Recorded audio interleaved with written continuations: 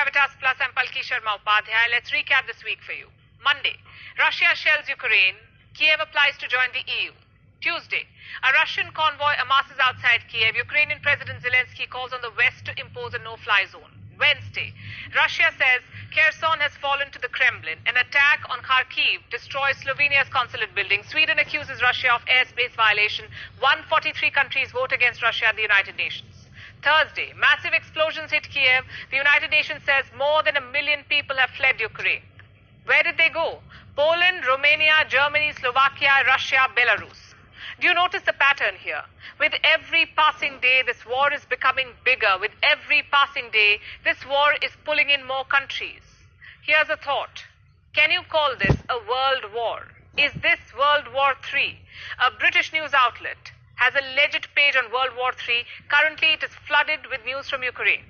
In another part of the world, an African politician says that his continent needs World War III. Apparently, it will be good for Africa. Don't ask me how. How many of you recognize this man? He is Dan Quayle, a former US Vice President. He recently said that the world is on the verge of World War III. Geopolitics experts believe we are already in World War III. Here's what Russia has to say. World War III will involve nukes. That's Russian Foreign Minister Sergei Lavrov. The British Queen reportedly has a speech prepared for World War III. This is what it says. I have never forgotten the sorrow and the pride I felt as my sister and I huddled around the nursery wireless set, listening to my father's inspiring words on that fateful day in 1939.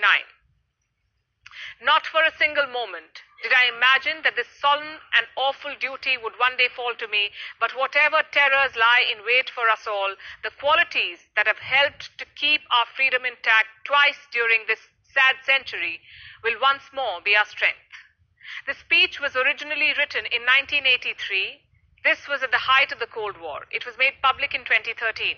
The day Russia invaded Ukraine, World War III was trending on Twitter. Brings me back to my questions. Is this World War? And is this World War III? Let's place the current war against the definitions and checklists set by history. A world war is a war that involves the whole world, or at least the majority of it.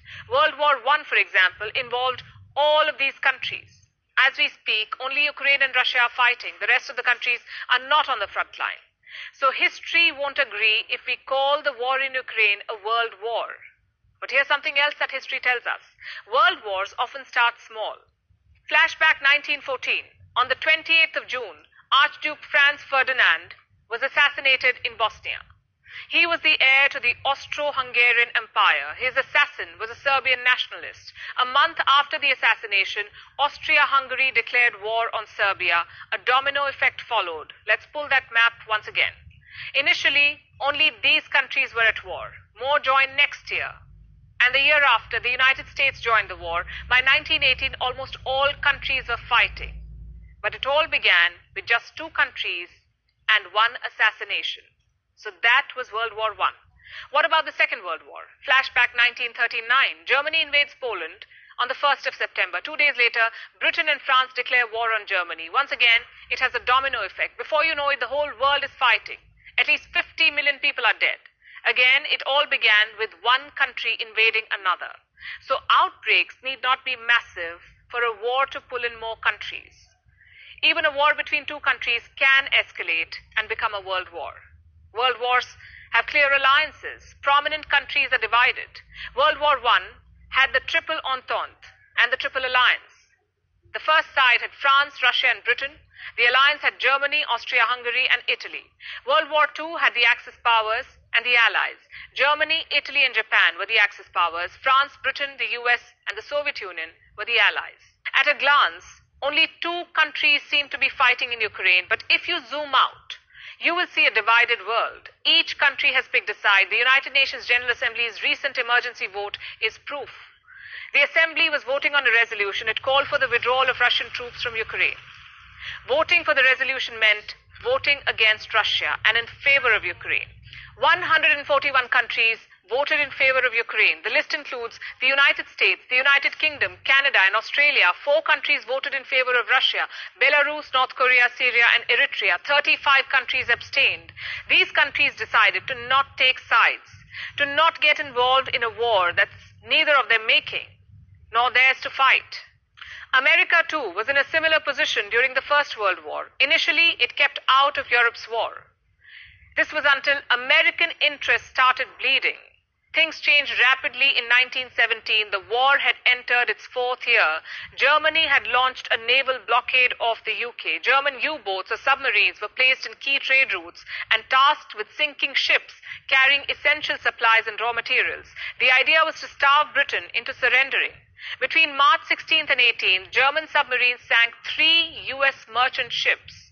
There was heavy loss of life. US President Woodrow Wilson decided to declare war on Germany. Back to the war in Ukraine. Here's what's happened in the last 1 week alone. On the 2nd of March, an Indian student was killed in Ukraine. The same day, Slovenia's consulate building in Kharkiv was bombed. On the 3rd of March, Sweden accused Russia of airspace violation. The same day, Ukraine said it is welcoming foreign fighters. On the 4th of March, Russia put the entire continent in danger by attacking a nuclear power plant. Will countries be left with no option but to join this war if their interests or their own people continue bleeding? NATO is already prepared for an escalation. It has beefed up deployment in Eastern Europe, but France maintains it is not at war with Russia, at least not yet. This was the 3rd of March. The same day, French President Emmanuel Macron got on a phone call with Russian President Vladimir Putin. Putin told Macron that he wants entire Ukraine. Macron came out of the 90-minute phone call and declared that the worst is yet to come. What exactly will the worst look like? Will it be a large-scale European conflict or a wider armed conflict involving countries from around the world? Think about it. Our world is already fighting multiple wars. Experts believe China's conflict with Taiwan will turn into a military conflict sometime in the next decade. China is also fighting multiple countries in the South China Sea, the Philippines, Vietnam, Malaysia, Brunei. India and China are caught in a standoff. There is a conflict between Iran and Israel, Iran and the United States. The United States and North Korea are arch enemies. So are the United States and Cuba. There is also a war in Syria, a war in Yemen. Israel and Palestine are fresh out of a bloody battle. The United Arab Emirates was recently hit by missiles. It is hard to rule out that countries or non-state actors will seize on a distracted world and pursue their geopolitical dreams. It is hard to rule out that an escalation on the sidelines of Ukraine will drag in more countries. It is also hard to rule out that the war in Ukraine itself will intensify and swallow more nations. Lavrov was right when he said World War III will involve nukes. 9 countries are said to have nuclear weapons today: the US, Russia, France, China, the UK, Pakistan, India, Israel, and North Korea. In total, there are 13,000 weapons. Enough and more to wipe out our world.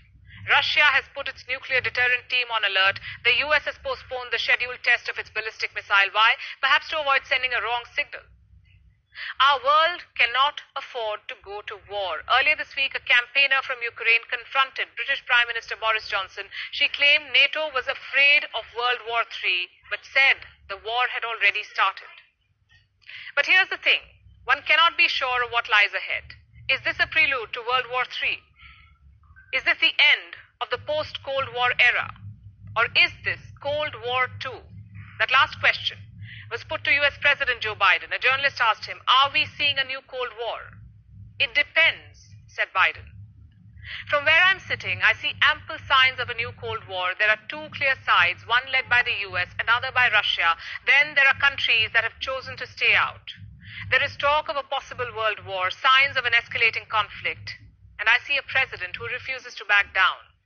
But one thing's for sure, whichever side our world swings, we are entering an entirely new era of geopolitics.